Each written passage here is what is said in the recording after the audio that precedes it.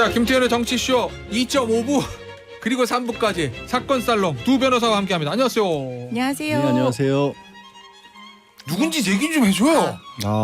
안녕하세요. 양지열 변호사입니다. 네, 안녕하세요. 허지연입니다. 그냥 진행자가 소개해 주시면 안 돼요. 자, 네. 다시 하겠습니다. 네. 자, 안녕하세요. 양지열 변호사입니다. 제 오른쪽에는 안녕하세요. 허주현 변호사입니다. 그냥 원고 이렇게 돼 있어가지고. 잘못했습니다. 제가. 네. 그죠? 예. 네.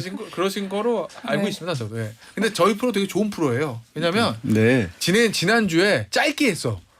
살롱 두지도 못하고, 그죠? 네, 아쉬웠어요. 그거는 저희가 그런 식으로 지금 이렇게 역시 이 조사모사할 수도 있는데 어떻게 해서든지 한 달에 총 시간 분량을 확보를 해드립니다. 살롱 두지 않았었다. 감사드립니다. 네, 오늘 저 보니까 살롱 두지 길게 할 수도 있어요. 살롱드지를 위해서. 그렇지. 네. 지난주에 못했거든요. 그래서 책이 저 살롱 두지 책 두 번째 나오는데 한 챕터가 줄었어. 지난주에 못해가지고. 무슨 소리 하는 거예요? 아니에요? 네, 아니에요. 네. 자, 저희가 항상 웃고 시작하지만 요새 아이템들이 웃을 수가 없는 아이템이에요. 바로 이제 본 얘기를 시작을 하면 저도 사실 개인적으로 저는 제일 충격적으로 봤던 것 중에 이거 하나거든요. 전 제일 왜냐면 말도 안 되는 살인으로 사람이 네. 죽었으니까 이거보다 더 큰 일이 어딨겠어요. 이른바 일본도 살인 사건. 자, 허변 일단 네. 이 사건 개요부터 좀 설명을 해주세요. 저도 너무나 충격적이었던 게 이게 정말 가장 안전해야 할 공간이 우리 집 바로 앞에서 맞아요. 누구나 잠시 나갈 수 있는데 그 사이에 아무런 이유 없이 이 끔찍하고 잔혹한 방법으로 살해당한 그런 살인사건이어서 정말 충격적이었습니다. 피해자 김 씨가요. 지난달 29일 밤 11시 반쯤 담배를 피우러 잠시 집 앞으로 나갔다는 거예요. 그런데 이웃이라고 표현을 해야 될까요? 그러니까 근처에 사는 백모 씨가 휘두른 그 길이가 무려 1m가 넘습니다. 120cm 어마무시한 길이죠. 네. 이 칼날 길이만 75cm라고 하는데 이 끔찍한 일본도에 잔혹하게 살해당하는 그런 사건이 벌어졌습니다. 가해자가 범행 직후에 이 혈흔을 막 흘리면서 집으로 도주를 했는데 1시간 만에 경찰에 붙잡혀서 긴급 체포가 됐고, 근데 경찰 조사에서 어떻게 얘기를 했냐면 일면식도 없는 사이고 평소에 오다 가다 마주친 적은 있지만 전혀 친분이 없는 사이인데 피해자가 지속적으로 자기를 미행하는 스파이라고 생각해서 이런 범행을 했다라는 취지로 범행 동기를 진술을 했다는 거예요. 피해자 부검을 해봤더니 사인이요. 전신 다발성 자철상으로 확인이 됐습니다. 자철상이라고 하는 것은 쉽게 말하면 찔리면서 베인 상처라는 거예요. 그러니까 정말 온몸에 이 공격을 당해서 이 끔찍하게 이 병원에 이송 도중에 숨졌다는 거예요. 그러니까 그 자리에서 신고를 하러 경비실에 갔는데 그러니까 제 생각에 본능적으로 갔던 것 같아요. 피해자가 네, 피해자가 막 그 상처를 가득한 상태에서 경비실에 갔는데 도와줄 경비실에 사람이 아무도 없었다는 거예요. 그래서 결국에는 이송 도중에 사망을 했고, 그리고 병원에서는 다발성 열상으로 인한 저혈압 쇼크, 그러니까 피를 너무 많이 흘린 거죠. 그러니까 쉽게 말하면 정말 무차별적으로 공격을 당해서 상처가 너무 많고 피가 너무 많이 흘러서 그래서 사망을 한 그런 사건입니다. 요새 저 아파트에서 대부분 이제 경비원 분들이 좀 숫자를 줄여서 뭐 이렇게 격주로 빌려놓는 데 있고 저 격일제 근무도 있고 그래서 네. 비어 있는 경비들이 좀 많잖아요. 경비실에 아예 없이 CCTV만 있는 것들도 있고요. 그런 경우들도 있고. 자, 근데 이분 보니까 아들들도 어리고 지금 어제 이제 네. 오전 11시에 발인식이 있었습니다. 그런데 그 자리에 유족들 다들 이게 사람이 누구나 죽음을 맞이하지만 뭔가 준비된 죽음과 그리고 정말 생각지도 못했던 갑작스러운 죽음, 게다가 이런 끔찍한 비극 때문에 벌어진 일이기 때문에 맞이하는 분들의 슬픔이 너무 다르죠. 아니 이분은 내가 저 사람한테 왜 칼을 맞아야 되는지도 모르는 상태였죠. 이제 아버님이 방송에 나와서 이제 고인의 아버님이 증언한 걸 보면 마지막 순간에 이분이 가지고 있는 휴대폰에 112가 찍혀 있었다는 거예요. 그러니까 스스로도 살아보려고 몸부림을 쳤던 상황이었는데 얘기 들으신 것처럼 이제 경비실까지 쫓아와서까지 계속해서 공격을 했던 그런 상황이었고요. 아이들이 어립니다. 아들이 4살, 9살 두 아들이 있어서 어제 발인식 할 때도 큰애는 그나마 이렇게 엄마 손이라도 잡고 있는데 작은 아이는 이제 외할아버지 품에 안겨서 아버지 마지막 배웅하는 모습이 나왔습니다. 자, 나머지 얘기는 이제 3부에서 좀 나눠볼게요. 어떤 사람이에요, 이 피의자? 일단 피의자 백 씨에 대한 정보들 나오는 걸로 보면요. 작년까지 대기업에 재직을 했다고 해요. 그러니까 평범한 회사원으로 살아왔던 것 같습니다. 그런데 작년에 이제 실직을 했다고 하거든요. 그리고 나서 올해 1월 초부터 평소에도 좀 기이한 행동들로 주민들 사이에서도 좀 알려져 있었고 경찰 신고도 몇 번 연루가 됐던 모양이에요. 예. 그러니까 올해 이제 초에 1월에 이 장검에 대한 수지 허가를 받았고 예. 그 이후에 평소에 그 칼과 관련된 어떤 직접적인 신고는 없었지만 아파트 단지 헬스장 막 이런 데서 소리 지르고 다니고 욕설하고 다니고 헬스장에서 막 기구 운동하고 있는 사람한테 나오라고 소리 지르고 시비 걸고 이런 것들이 있었다고 하고 놀이터에서 아이들 있는데 이 뭐 흉기로 싸움하자 뭐 애들한테 그런 얘기를 했다는 거예요. 그리고 평소에 낚시 가방처럼 보이는 걸 신주단지 모시듯이 들고 다녔다 이런 증언이 있는데 그 주민의 얘기에 따르면 그럼 거기 칼이 들어있을 수도 있었겠구나. 그렇죠. 그거를 이제 조금 의심스럽다 이런 얘기를 하는 거예요. 자, 그런데 일단 이 사람 당시에 음주나 마약은 아니었어요. 예. 그죠? 검사를 했는데. 네. 자, 근데 양변.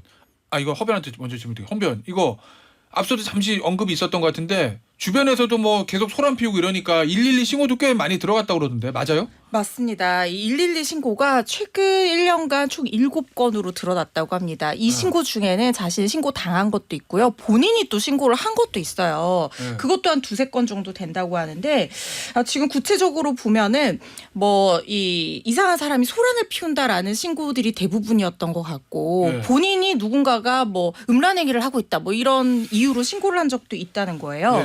그런데 이게 다 도검 수지 허가가 난 이후에 사실 거의 뭐 반년 가까이 되는 시간 동안 이렇게 많은 신고가 있었던 거죠. 저 부분이거든요. 그냥 부엌칼도 아니고 네. 일본도예요. 저는 집에 일본도 가지고 있는 사람은 저는 주변에 본 적이 없어요. 들어본 적도 없고. 양변 있어요?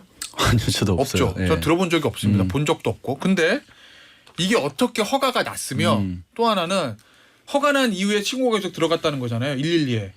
그걸 알았을 거라고 관할 경찰서에서는. 그리고 주변에서 막 밤에 소리 지르고 헬스장 가서 뭐 싸우자 그러고 애들한테 싸우자 그러면 그 아파트 단지가 얼마나 대단지인지 모르겠는데 되게 아파트 단지에서 알았을 거거든요. 관리사무소나 경비원 분들은. 요주 인물로. 그렇죠. 예. 근데 그렇게 하고 112 신고까지 들어갔던 사람이 어떻게 그 집에 일본도를 계속 가지고 있을 수 있었느냐. 이게 너무 이게 전 문제가 있다고 보는데. 일단 취득이 저는 이제 일본도는 아니고요. 예전에 뭐 그런 어떤 도금류 같은 걸 구입을 해보려고 좀 알아본 적이 있었어요. 왜냐면 예전 운동 그런 걸 운동 관련 운동을 했기 때문에 근데 생각보다 너무 쉽더라고요. 그래요? 총포나 도금류 같은 경우 총포는 그나마 좀 까다로운데 도금류 같은 경우에는 지금 신고 자체는 허가 자체는 15cm 이상의 도금이면 허가를 받아야 돼요. 그럼 15cm면 사실 크지도 않잖아요. 그 15cm 이상 받으면 굉장히 엄격하거나 그게 아니라 그냥 허가 신청서만 제대로 작성하면 되는 거예요. 그래서 저도 지금 일본도 운전면허증만 있으면 운전면허증만 있으면 누군지만 확인하면 된다는 거네. 그게 아니라 원래는 이제 신체 검사나 적성 검사를 해야 되는데 뭐 정신질환이 있는지 없는지 이걸 따져야 되는데 면허증이 있다라는 건 정신질환이 없다는 얘기가 간주가 되잖아요. 뭐 그렇게 그렇잖아요. 근데 적성 검사 기간 중간에 문제 생겼을 수 있는데. 그런데 그거 상관없이 그렇기 때문에 저도 그때 깜짝 놀랐어요. 그냥 대행업체 비슷하게 하면 그냥 쉽게 얻을 수 있는. 대행업체? 대행업체도 많지는 않으니까 업체도 아니고 그냥 구매하는 곳에서. 그리고 이거 그러면 이 생각도 드실 거예요. 이게 그냥 뭐 음식 조리칼도 아니고 날이 서 있는 그런 흉기인데 이게 그럼 무슨 목적으로 가능할까? 장식용으로. 전시용, 장식용 이런 식의 목적이 있어요. 거기에 그냥 표시해가지고 가지고 있었던 건데, 근데 이게 다릅니다. 뭐냐면 무슨 말씀 드리려면 사실 주변에 뭐 조리용으로 나온 그런 도구들 같은 경우도 굉장히 크고 무서운 것도 있어요. 그래서 그렇죠. 범죄 영화 같은 데 보면 그런 거 많이 나오잖아요. 근데 이건 제 얘기가 아니라 범죄 심리학 하시는 분들이 같은 크기, 같은 용도로 쓰일 수 있는 거라도 애초에 살상용으로 만들어진 그런 흉기를 가지고 있으면 범죄의 발생률이 올라간대요. 자기도 모르게 사람들이 그런 충동 같은 것을 느낄 수가 있기 때문에 그래서 이번 사건에 대해서 그 요인을 빼놓을 수 없다라고 지적들 하시더라고요. 게다가 지금 말씀하신 것처럼 관련 신고가 들어가는데. 근데 이거 그러면 허가 칼 뺏어야 되는 거 아니야 이거? 그렇죠. 저는 그게 굉장히 더 큰 문제라고 보는 게 처음에 신고할 때는 이 사람도 그렇죠. 뭐 멀쩡했고 문제가 없으니까 뭐 허가 내줬다 치고 뭐 이 사람이 받았는지 같이 동거하고 있는 다른 가족이 받았는지는 모르겠으나 어쨌든 근데 여기 신고 들어가고 이러면은 이거 체크해가지고 뺏어야 되는 거 아닌가요? 총포 같은 경우에는 3년마다 갱신해야 되는 절차들이 있어요. 그런데 사실 도검류는 한번 처음에 소지 허가를 받으면 그 이후에 그냥 영구적으로 수주할 수 있는 상황입니다. 그러니까 갱신해야 되거나 허가를 취소한 어떤 근거 규정이 없고 다만 이게 계속해서 사실 이런 흉기를 소유한 사람들이 범죄를 일으키는 게 문제가 돼서 일제 검사를 하기는 시작은 했어요. 네. 그런데 이번에는 이 일제 검사 이 도검류 소유한 사람이 너무 많다 보니까 96년부터 2000년 사이에 허가를 받은 사람들 대상으로만 가지고 와서 면담하고 개조 여부 확인하고 이 절차만 했는데 이 사람 올해 초에 허가를 받았으니까 거기서 빠진 거예요. 그래서 어제 경찰 쪽에서 나서서 이 부분 소지 허가랑 갱신 허가 규정을 좀 더 강화하겠다 이런 대책을 지금 발표한 상황입니다. 알겠습니다. 항상 사건 터지고 나서 이제 대책 발표하는데 어찌됐건 좀 관리는 필요한 것 같습니다. 저희가 저는 이런 거 들으면 대한민국처럼 이렇게 전산 연동이 잘 돼 있는 국가가 맞아. 없잖아요. 네. 그러니까 초범 다 나오네. 뭔가 그것도 이상 징후가 있다고 해서 지금 예를 들어서 흉포 도검류만 따로 점검하고 네. 사람 이상 있는 사람만 따로 점검하면 또 구멍이 생겨요. 네. 그러니까 이거를 연결을 시켜서 예를 들어서 그냥 112 신고가 7번이나 들어왔는데 네. 이 사람이 하필이면 위험 도검료도 가지고 있네라는 게 겹치게 좀 시스템을 그렇죠. 만들 수 있잖아요. 네. 통합 관리가 하나도 안 된 거예요. 그게 문제인 거예요. 그렇지 통합 관리 아니까 몰랐겠죠. 그렇죠. 딱 전사를 이 사람은 집에 일본도 있는데 네. 이거 안 돼. 그런 그리고 사람이 이렇게 지금 했으면 되는데. 놀이터에서 애들에게 싸움을 걸었다고? 네. 그러면 그냥 평범한 경찰분 누구라도 의심을 할 거 아니에요. 자 그런데 이 사람은 뭐 저 살인이에요. 살인이죠, 죄명은 명백하게. 살인입니다. 한 20년 이상 전 나올 것 같은데 문제는 이런 거 할 때 제일 중요한 게 심신미약 항상 문제되잖아요. 근데 이 사람 어제 이제 영장실질심사 가기 전에 너무 포털에 황당했죠. 서가지고 황당한 얘기를 하던데. 아니 일단 네. 저는 깜짝 놀랐던 게 처음에 저 중간에 이 모습을 봐서 유족들이나 피해자에게 죄송하지 않냐니까 죄송하지 않다라고 그렇게 처음 봤어요. 그런 사람은. 그래서 왜 그랬냐라는 기자들의 질문에 중국 스파이를 처단한 것이다라고 했고 이 사람이 계속해서 자기를 미행했기 때문에 중국 스파이로 알았다라는 식으로 그러니까 나라를 구하기 위해서 한 일이다라는 식의 어떤 대답을 했던 거예요. 그래서 저는 오히려 우리나라 사법 체제하에서는 이런 경우에는 심신미약으로 가기가 어려워져요. 왜냐하면 목적이 자기가 잘못된 목적을 가지고 있었다 뿐이지 사람을 해친다는 건 명백하게 알고 있었잖아요. 그러니까 심신미약으로 가려면 그런 겁니다. 뭐 본인도 심신미약 아니라고 그랬어요. 네, 아니라고 자기 하고 본인도 사람을 해친다는 걸 모르고 이게 뭐 유령이다, 뭐 도깨비다 이런 줄 알았는데 막상 사람이었다 이런 경우에나 심신미약이 되는 거지 심신미약 가기는 어렵습니다. 예. 본인이 어쨌든 동기에 대해서는 어쩔지 모르겠지만 내가 어떤 이유든지 간에 사람을 명백하게 해쳤다는 걸 인식을 명백하게 하고 있었기 네. 때문에 이건 심신미약이나 심신상실은 말할 것도 없고 심신미약이랑 가기 어렵고 본인은 또 아니라잖아요. 멀쩡하다잖아요. 예. 다만 이제 이렇게까지 엉뚱한 소리를 하는데 이 사람이 관리가 안 됐다는 것도 또 하나의 문제긴 합니다. 알겠습니다. 항상 나오는 얘기지만 이 정신 질환 의심자들에 대한 관리 문제 이게 이제 사회의 안전을 위해서는 관리를 철저하게 해야 되는 게 맞고 근데 또 너무 철저하게 관리를 하다 보면 그분들의 인권 침해 문제도 있기 때문에 이런 문제 나올 때마다 적절한 선을 좀 찾아야 되는데 그게 뭐 정부와 정치권이 해내야 될 일이 아닌가 싶긴 합니다. 근데 양 변호사 근데 작년 이맘때도 이런 일 있지 않았어요? 신림역 서현역? 그렇죠. 그게 이제 하필이면 또 겹쳐서 작년에 무차별 흉기 난동 사건이 작년은 몇 건 여름이었던 것 같아요. 있었거든요. 여름이었어요. 거의 이즈음으로 저도 기억하고 있고 네. 날씨하고 상관관계가 있다라는 그런 분석도 있습니다. 일부 전문가들 그러니까 그걸 이제 논문으로 나왔고 기온이 어느 정도가 됐었을 때 범죄 충동 같은 것들이 사건 발생률이 올라간다는 통계도 있습니다. 혹시 우리도 이제 날씨 덥고 습하고 그럼 불쾌지도 높아지면 우리 멀쩡한 사람들도 막 더 가능하죠. 화도 나고 막 이럴 수 그렇죠. 있. 너무 덥고 네. 힘드니까. 네. 그래서 오히려 정신질환자들 더 자극할 수도 있다. 하나만 이거 마지막으로 이거 정신질환자 관리 문제 어떻게 생각하세요? 선생님?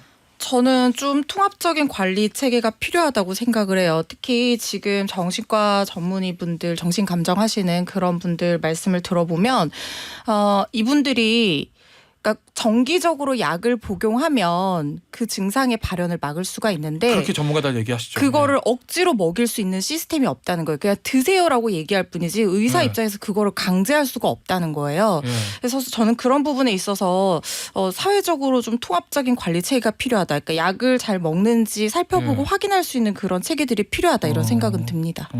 뭐 화면 말씀에 적극적으로 공감할 수밖에 없는 게 요즘에 이제 1인 가구들이 늘어나다 보니까 맞아. 가족들이 돌봐야 돌볼 수가 없어요. 같이 살면 약을 챙겨주는데 그렇죠. 예. 가족들이. 그래서 이거는 지금부터 미리 대비를 해야 된다고 봅니다. 알겠습니다. 자 주제를 좀 바꿔볼게요. 공교롭게도 두 번째 주제가 이제 정신과 의사에 관한 얘기인데 이 정신과 형제 정신과 의사죠. 그러면서 방송도 많이 출연한 양재웅 씨 네. 얼굴 다 아실 겁니다. 이 양재웅 씨가 원장으로 있는 정신병원에서 일어난 환자 사망 사건이에요. 어떤 일이 일어났어요, 양재웅? 일단 사건인지 사고인지는 아직 알 수가 없습니다만, 근데 지금 일이 벌어진 건 5월이었습니다. 이게 다이어트 약도 약간 그 중독성이 있는 것들이 있는 모양이에요. 그래서 네. 그거 치료를 하기 위해서 말씀하신 것처럼 이제 방송에 많이 나왔던 분이기 때문에 양지용 씨가 운영하는 병원에 30대 여성이 입원을 했어요. 5월 10일에 입원을 했는데 5월 27일에 사망한 사건이에요. 사망한 이유는 가성 장폐색이라고 하는데 이제 앞에 가성이 붙으니까 원래는 장폐색이 장이 막힌다는 거잖아요. 근데 신경성으로 결국에는 장이 원래는 뭐 몸이 문제가 생긴 게 아니라 변비라든가 구토라든가 이런 일이 이어지면서 이제 복부 통증으로 인해서 사망했던 그런 사건입니다. 신경성으로 장이 막혀서 음식물이 내려가지 네. 않는 병이다. 복부팽만, 변비, 구토를 유발한다. 근데 어쨌든 이제 복통하다가 사망하셨어요. 자, 저희 SBS로 들어온 그 당시 그 병원의 CCTV 제보 영상이 있는데 저희가 보여드릴게요. 자, 유튜브로는 이제 화면 나가고 있고 라디오로 들으신 분들께 제가 설명을 좀 드리겠습니다. 지금 정신병원 1인실인데요. 이 여자분이 배를 움켜쥐고 문을 계속 두드려요. 저 배 아프니까 나가게 해달라고. 지금 저 간호사하고 간호조무사가 들어와서 눕혀서 묶어놓고 이 여성을 약을 먹였습니다. 저 움직이지 못하게 묶어놨어요. 그런데 이분이 지금은 좀 침대에서 곤히 주무시는 모습인데 그러다가 이 숨을 헐떡이고 코피를 흘리고 그래서 1시간 만에 이제 결박을 풀고 그러는데 조무사들이나 간호사들이 별다른 조치 없이 이제 방에서 나가거든요. 그럼 결국 이제 유족들의 얘기는 원래 상태는 괜찮았는데 이렇게 나쁘지 않은데 병원에 입원하고 나서 문제가 생겼다 이 얘기인 거죠. 그렇죠. 그러니까 이 여성분이 처음에 정신적인 문제가 굉장히 심각해서 이 병원에 입원을 한 게 아니라 이 사람이 뭐 정상적인 사회생활도 하고 이 외국에서 유학도 하고 지금 대학교에서 조교 활동을 하는 그런 사람이었는데 다이어트 약에 중독이 됐다는 거예요. 우리가 흔히 나비약이라고 부르는 그 부작용들은 이미 많이 알려져서 아실 겁니다. 그런데 이 지금 양지영 원장의 병원이 그 중독 치료 프로그램에 특화돼 있다는 얘기를 듣고 경기도까지 찾아가서 거기 입원을 했다는 거예요. 그러니까 유족들 얘기로는 다이어트 약에 중독된 상황에서 그 중독을 끊기 위해서 들어간 거지 그 외에 정신적인 어떤 문제나 의사소통이 안 된다거나 이 정도 상황은 아니었다는 거예요. 조울증이나 이런 건 뭐 예를 들면 조현병 이런 건 전혀 없었다는 거잖아요. 그렇죠. 그런데 통화를 하는데 자꾸 말이 어눌해져서 이 똑똑하던 딸이 말을 어눌하게 하니까 엄마가 이상했다는 거예요. 그래서 간호사한테 혹시 안정제 먹이냐 그랬더니 그렇다고 해서 말이 너무 어눌해져서 의사소통이 안 되니까 그걸 먹이지 말아달라고 했는데 사망 직전까지 안정제를 먹인 걸 나중에 유족 측에서 확인을 했다는 거예요. 그리고 특히 지금 가성 장폐색의 주요한 증상 중에 하나가 복부팽만이거든요. 근데 누가 봐도 배가 비정상적일 정도로 부풀어 오른 상태였는데 그거에 대한 그리고 본인도 막 거의 주저앉아서 무릎 꿇고 빌면서 배가 너무 아프니까 치료받게 해달라고 했는데 유족 측 주장으로는 이런 호소도 무시하고 그냥 계속 1인실에 묶어서 가둬놓고 안정제만 먹이는 바람에 지금 상황이 이렇게까지 됐다라는 것이 유족 측 얘기입니다. 자, 지금 허 변호사가 소개해드리는 건 유족 측의 일단 주장이고 자 그러면 이 양재홍 씨 병원장이죠. 양재홍 씨는 뭐라는 거예요? 일단 양재홍 씨는 원칙적인 입장입니다. 뭐 고인과 가족에 대해서는 진심으로 사과드린다라고 했고 또 병원장으로서는 이번 사건 매우 심각하게 받아들이고 결국 이게 의료 사고인지 아닌지를 판단하는 건 남아있는 기록들이지 않습니까? 그래서 폐쇄로를 비롯해서 그 진료 의료 기록 일체 다 제공을 해서 뭐 정말로 문제가 있는지를 파악을 해볼 것이고 만약에 문제가 있다면 그런 의학적 법적 판단에 따라 책임을 다하겠다라고 얘기를 했는데 제가 말씀드린 것처럼 원론적이라는 얘기는 의료와 관련된 문제는 이게 결론을 얻기까지 과정도 굉장히 지난하고 오래 걸리기도 하고 아직 공식 사망 원인은 안 나오는 알 수가 없는 거예요. 부검해야지 나오고. 사실 그러니까 사망 원인은 가성 장폐색인데 그거의 가성 장폐색으로 인해서 이 피해자가 사망할 때까지 의료 과실이 더해진 것인지 병원으로서는 일반적인 관리를 했는데 안타깝게도 사망한 건지를 지금부터 밝혀야 된다는 게 거예요. 자, 그런데 이 양재홍 씨의 방금 전에 말씀드린 사과문에 유족이 더 분노했다. 뭐 이런 얘기 있던데요, 허변?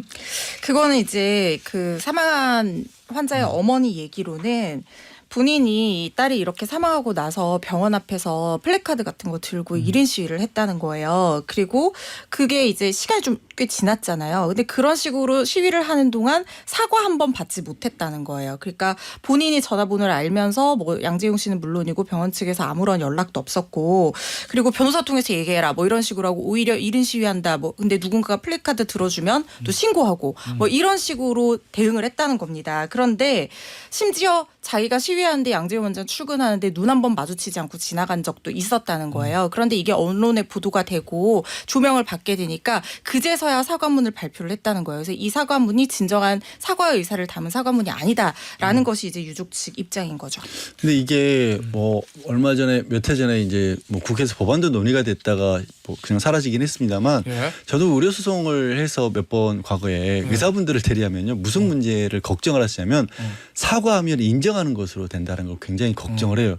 그러니까 제가 이제 양재홍 원장에 대한 어떤 변명은 아니고요. 그 상황을 떠나서 다른 사건도 그렇지만 말씀드린 것이 의료사고 이게 밝혀내기 되게 어렵잖아요. 근데 선제적으로 그 피해를 호소하고 있는 그 가족들에게 이 사과를 하면 내가 잘못 또 자백하는 걸로 나중에 인정이 될까 봐 그래서 아예 근처를 피하는 경우들도 있어요. 아닌데 사실 사과한다고도 아닌데도 범죄를 인정하는 건 아닌데. 그건 아닌데 그래서 이제 국회에서 이전에 법안이 논의됐던 게 그런 식의 어떤 법적 책임을 묻지 않는 선에서 의사 표명을 했다라는 게 법적으로 이거를 다 받아들인 건 아니라는 걸 아예 법으로 만들자라는 얘기까지도 있었어요. 알겠습니다. 마지막으로 이거 법적 책임 문제는 어떻게 돼요? 뭐 일단 민사 손해배상하고 형사 뭐 고소한 것 같은데. 네, 유족 측에서는 유기치사죄를 주의적으로 그리고 예비적으로는 업무상 과실치사죄로 고소를 한 상태라고 해요. 사실 유기치사라고 하는 것은 사실상 방기할, 유기할 어떤 고의를 가지고 아무런 조치를 취하지 않고 당연히 해야 될 조치들 취하지 않고 내버려둬서 그게 사망까지 이어졌다는 인과관계까지 다 입증이 돼야 되기 때문에 아까 양변께서도 말씀하셨지만 의료사고에서 유기치사죄가 인정되는 사례는 거의 없습니다. 그런데 이럴 주의적으로 고소를 했다는 거는 유족 측에서 그만큼 이 부분에 대해서 강하게 다투겠다는 의지가 있어 보이고요. 다만 조금 부실하거나 부적절한 어떤 조치들이 있었다고 하더라도 일단의 조치가 있었고 그 부분이 당연히 기울여야 할 주의의무를 소홀히 했다라고 하면 업무상 과실치사가 인과관계가 인정이 된다면요. 인정될 여지는 있어 보여서 이 부분은 수사 결과 좀 지켜봐야 될 것 같습니다. 알겠습니다. 돌아가신 분의 저 명복을 빌겠습니다. 사건 살롱 마지막 코너예요. 살롱 드시.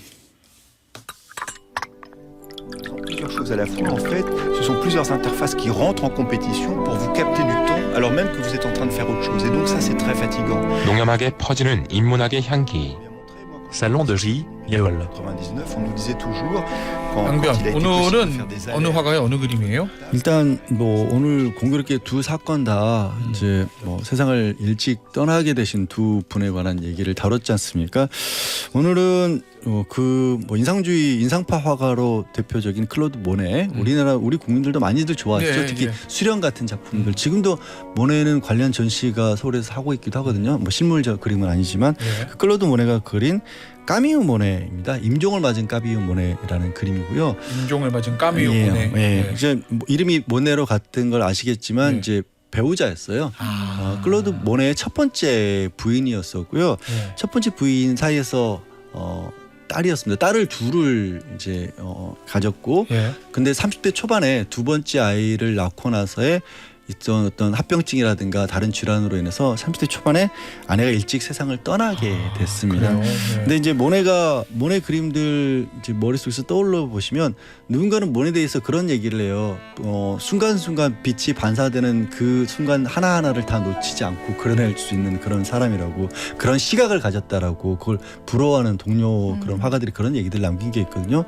근데 모네가 그렇게 예민한 시각으로 죽어가는 아내를 바라봤으니까 그 슬픔이 얼마나 컸겠습니까? 그래서 그 모습을 사실 종부미사라고 하죠. 이제 그때 당시 카톨릭이었으니까 종부미사를 신부님이 찾아와서 종부미사 드리고 5일 만에 아내가 세상을 떠났고요.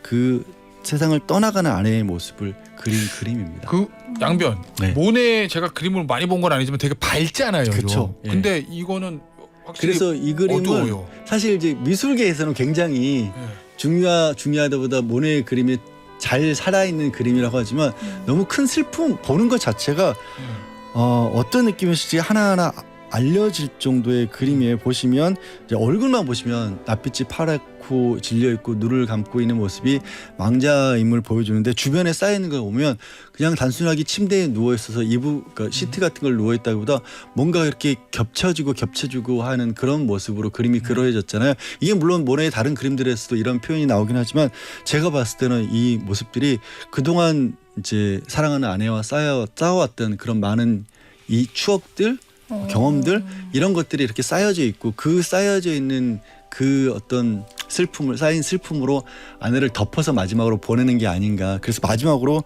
얼굴만 남겨놨던 게 아닌가라는 그런 생각이 저는 개인적으로 들었고요. 그래서 지금 갑작스럽게 전 사건 두 번에서는 그나마 모네는 추모할 만한 충분한 시간이라도 있었죠. 아내가 오랜 시간 아팠으니까. 근데 너무나 갑작스럽게 가족들을 떠나보냈지 않습니까? 그런 시간들 아픔이 필요하겠지만 또 그렇게 깊이 생각하는 걸로 오히려 또 치유도 가게 되지 않을까. 그리고 그 치유가 되기 위해서는 이런 비슷한 일들이 사회적으로 다시 일어나지 않게끔 하는 조치가 필요한 것도 저는 어쩌면 이런 유가족들의 아픔을 치료하는데도 반드시 필요한 일이 아닌가 싶습니다. 양변 모네가 이런 스타일 약간 어두운 그림 그냥 아주 제가 단순하게 생각할 때 많아요? 이런 그림 말고 그렇게 많지는 않아요. 거의 유일무이한 거네 이러면. 유일무이까지는 잘 모르겠습니다. 근데 쭉 찾아보셔도 아마 이런 그림들 없고, 그러니까 아까 이제 인상파의 시조라고 하는 이게 모네가 그리는 해돋이라는 그림의 인상이라는 제목이 있었고 그러면 이제 야 저걸 보고 다른 비평가들이 안 좋은 의미로 저게 무슨 그림이냐 그냥 자기 인상 개인적으로 그려놓은 거 아니야? 라면서 인상파 인상주의라는 이름이 붙었었거든요. 근데 그게 이후로는 한 4조를 이루었던 거고요.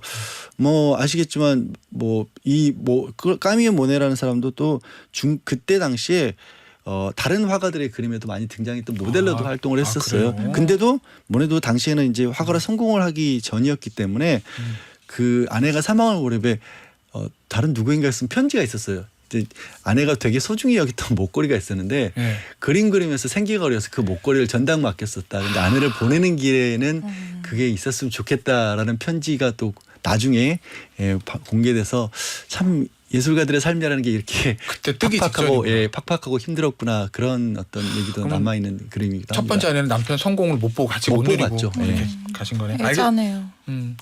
알겠습니다. 오늘 여기서 사건 살롱 마무리하도록 할게요. 지금까지 양지열 변호사, 허주원 변호사였어요. 감사합니다. 네, 고맙습니다. 감사합니다.